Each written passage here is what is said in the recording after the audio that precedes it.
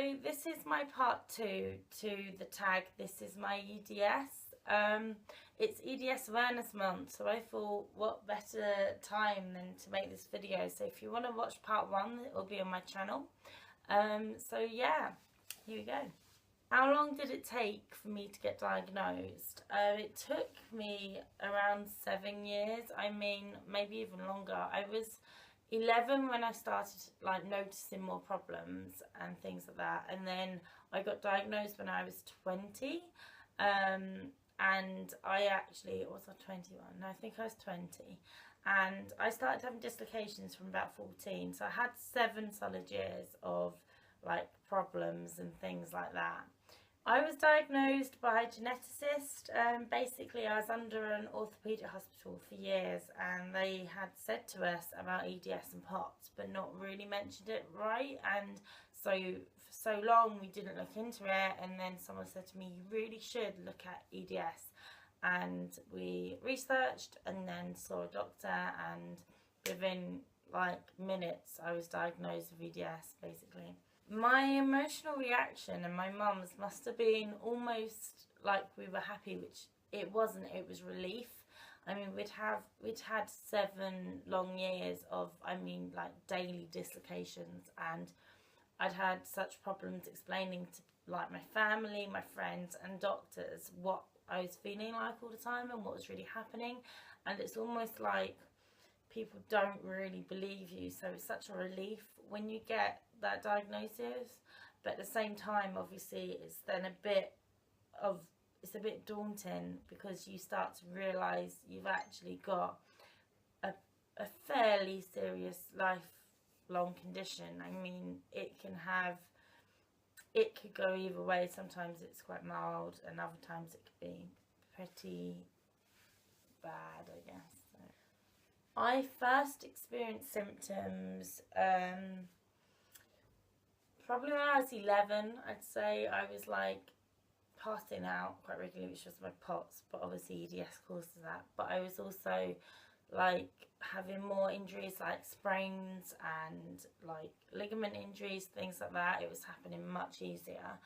And then when I was 14, I had my first shoulder dislocation, and from that it just kind of carried on. And like each time I was getting injured, almost from like a car accident and things like that, I was having more dislocations, and then I started having seizures, which just caused more.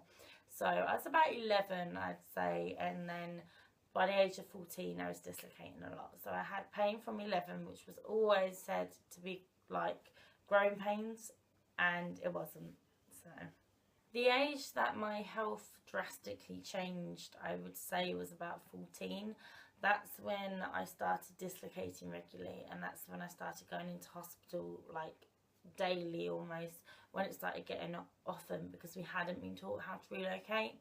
So I was being treated as a kind of, you know, one-off dislocation almost, and so people would yeah, you know, overreact and try putting it in. I was still a child at that point, so yeah, that's when I started going into hospital a lot. And then at 16 I started having seizures, which made everything worse. So yeah, I'm on quite a number of medications. I mean, I'm on the least amount of meds that I can be, but basically years of struggling have meant that I've had to go on these meds.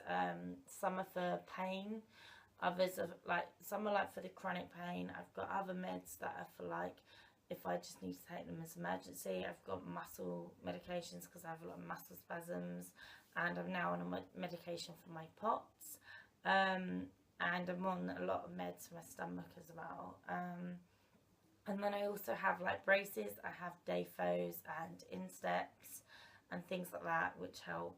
So yeah, I've done hydrotherapy and physiotherapy for years, and unfortunately though, you can only have them in like little sections, so you can only have like 6-week programs. So yeah, it doesn't last long, but it's helpful. Yeah, as I said before, I'm in hospital a lot, so that makes me really uncomfortable when I'm in hospital environments. I do get really anxious and more likely to have fits and stuff, so I get very stressed. just because I've had so many bad experiences there. And I mean, when you're there so often and you try so hard not to be, it just gets really, you know, upsetting, I guess. Last question is, what kind of resources and support do I use?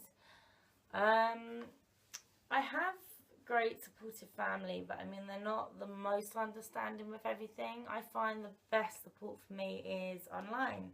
So things like support groups that I've joined on Facebook, Instagram and YouTube. I watch YouTube videos, which helps, and all of the groups I think are most helpful.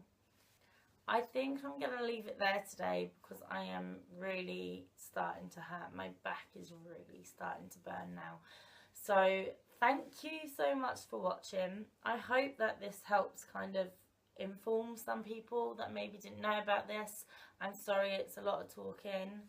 But yeah, thanks for watching, and if you want to check out my other videos, feel free. Bye.